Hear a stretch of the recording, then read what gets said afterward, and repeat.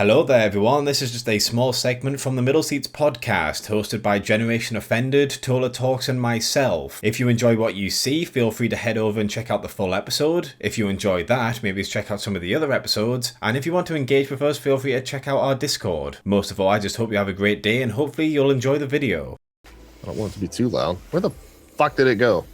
Yeah, count me down like a rocket ship. Media assets. Get it out while you can, Lumar, you fucking degenerate. I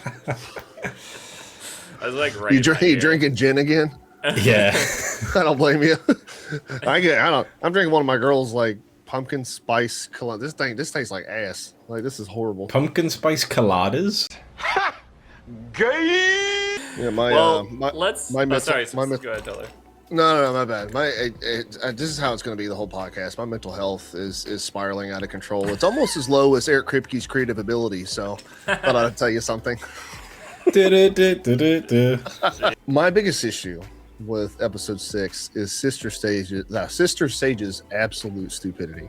I cannot get beyond how she had. Well, here's the funny part. So she enlists Voldemort to read Soldier Boy's mind, right? Yeah. And she reads his mind and she says something along the lines of, and I put this in my video multiple times. I'm like, hello. She says multiple times, Soldier Boy's like thinking about helping him because he's actually proud of it, right?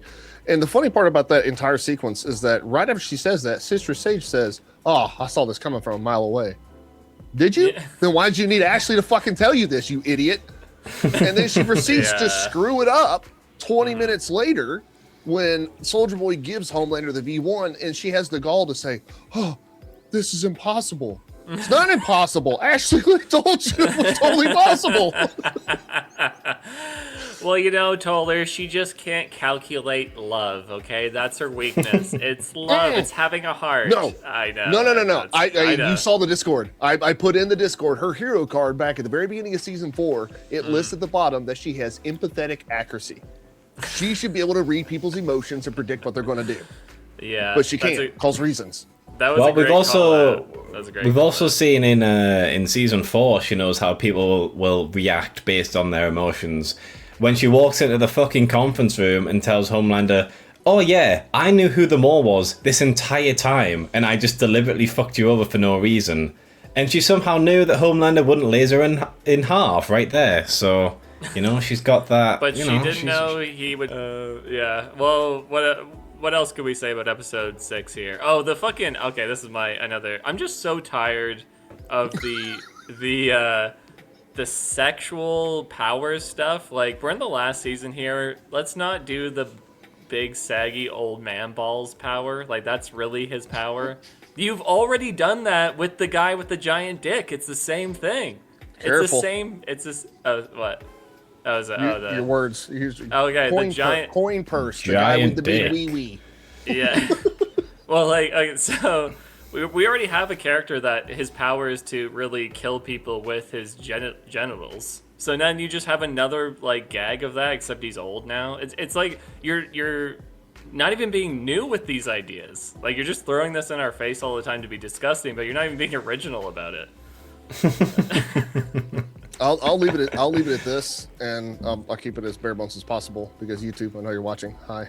In an attempt to not over-sexualize women, The Boys has over-sexualized men. Yeah. Yeah. Yeah, we've talked about that. We've talked about that a lot. Yeah. Yeah, so, I mean, we don't have to spend long on this. He kills the president. Doesn't really matter. The show doesn't Hold up. Hold up here. Okay. This is the White House. This is the Oval Office. This is one of the most secured, monitored places on planet Earth. And he kills the president, and nothing happens. They don't even mention it. There's no news story. There is no civilian panic. There's nothing. We just find out that Ashley's the new president, and they're just like, it's just the president, man. Jesus. Acting like he killed some big shot. Yeah. Leader of the free world dies, and just nobody cares. Like, okay, cool. Yeah. Why is fucking Starlight being such a fucking to them? Cause she's Starlight. It doesn't make She's an asshole. Oh my god, it's unbearable. This character is such a actual waste of a human person. You know, she's a waste of air. She's a terrible person. She's mean to Huey. She's mean to everyone around her. She's just an asshole. And they're like episode 4. She does basically nothing this whole season. In episode 4, she's just fucking having dinner with her dad, you know, while all this other shit's going on. And the only thing she gets out of that is, oh, you shouldn't be afraid of love. You shouldn't push people who are close to you away. And then she meets fucking Marie, and she's like, you two, fucking sling your hook. I don't want yous anymore. Fuck off. So she's done fucking nothing this whole season, and the only messaging the show's done associated with her, they've just fucking discarded in this one scene. What the fuck are you doing? I am thoroughly enjoying listening to Lumar just spiral. Like, pretty soon here, he's going to be crawling on the floor, just... Oh, it's just so bad. They just keep U-turning on everything. Yeah. Oh, it was, you know, it's it just was worthless. Sorry, go on. Yeah, it was worthless. It was, Yeah. and I think I speak for everyone here on this panel that but we don't mind Marie Sue not being around. She sucks as a character. She's overpowered. She's just stupid. But if you're gonna make us, if you're gonna put out a season of a show with all these storylines and all this progression and all this shit, only to the very next time we see her at like none of that shit exists, like that's horrible. Like, that's sleazy. Yeah. Very manipulative. Yeah. I like how Jordan also is like dead silent. She just says like She just stands fucking there. like 2 words. Yeah. Oh my god. It's so. Oh my god. It is actually like unbearably frustrating. This show. Like, why do this? Why put us through this? You know, you'd think that like they were probably knowing. They were probably like, hey, we're probably gonna get Gen V season 3 canceled. Like, they must have known, Oh, right? they Like knew. the Amazon executives would have come down and be like, hey guys, the viewing numbers sucked. You know, it doesn't look like you're gonna get another one. I think Kripke even kind of like acknowledged this in some degree on a tweet. It was a massive drop off from season to Yeah. season. It was 57% drop off.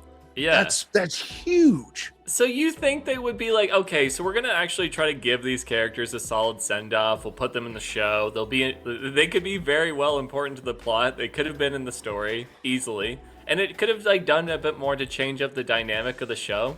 This is not something I went back and I actually did the fucking painstaking task of rewatching this whole season the last couple days, and what I noticed was like this show is completely unwilling to break its dynamics. It's like, you know, we're gonna have the same situation every season, and like with slight variations of what's going on, but essentially it's all the same idea where the boys are in a weird hideout, they're on the run, and they're going after Homelander, but they can't go after him right now because they need to do some like series of side quests in order to get the thing that will kill Homelander, and once they do that, then they get to go fucking get him.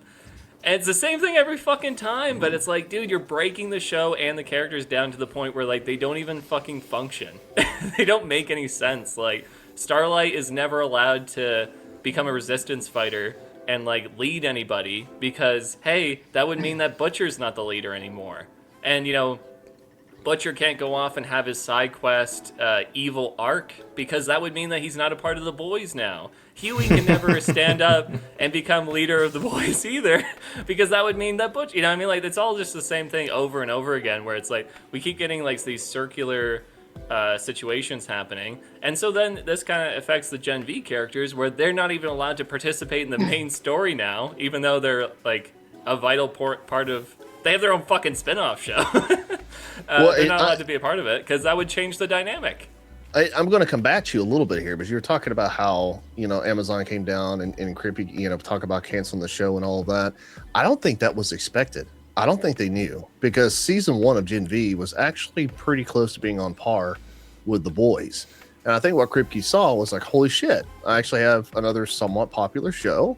People are watching. We have another season coming up. And he decided to do what they did in season 4 of the boys.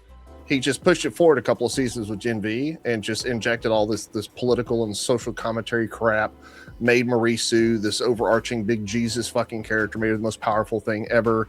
He jumped the gun and didn't realize that people were not going to like that, just like they didn't like season 4. He was banking too hard on it, and the show plummeted. I think the reason why they're not integrated into season 5 of The Boys is because they're unpopular characters. Yeah, and I think Amazon clinched down on them and said, like, we know you have a storyline here. They have to be in the show to some extent, but let's do limited screen time because we're trying to end this thing as good as we can. Okay, so Homelander shows up, and let's just talk about the powers again because it's super inconsistent. So he hides Sage and Kimiko in a zinc vent. Sure, he can't see them, but he can still hear people really far. They made that... We've talked about this before. He can hear like miles away. So he should be able to hear this fat bitch and this dying woman whose skin's growing back as they wheeze and hyperventilate in a vent. Like, it should... it should be easy. We just like strangers, this fat bitch. Like... Yeah, and I like Stranger Things and Fallout. I really don't have a character that I was talking to people in my comment section, and they were like, "Can Homelander just win?" And I'm like, you know what? That'd be great. Like, can he just win? Like, I would love that. Well, some people are predicting. Some people are like saying that maybe this is like the greatest part of the political satire is that Homelander will win, and it'll be like the anti-Trump allegory. You know, it'll be like, you know, like, hey, this is what happens if he wins. Like, if you don't like stand up or whatever. No, they don't have the balls. They don't have the balls to do that. Well, I think they won't let Trump win, will they?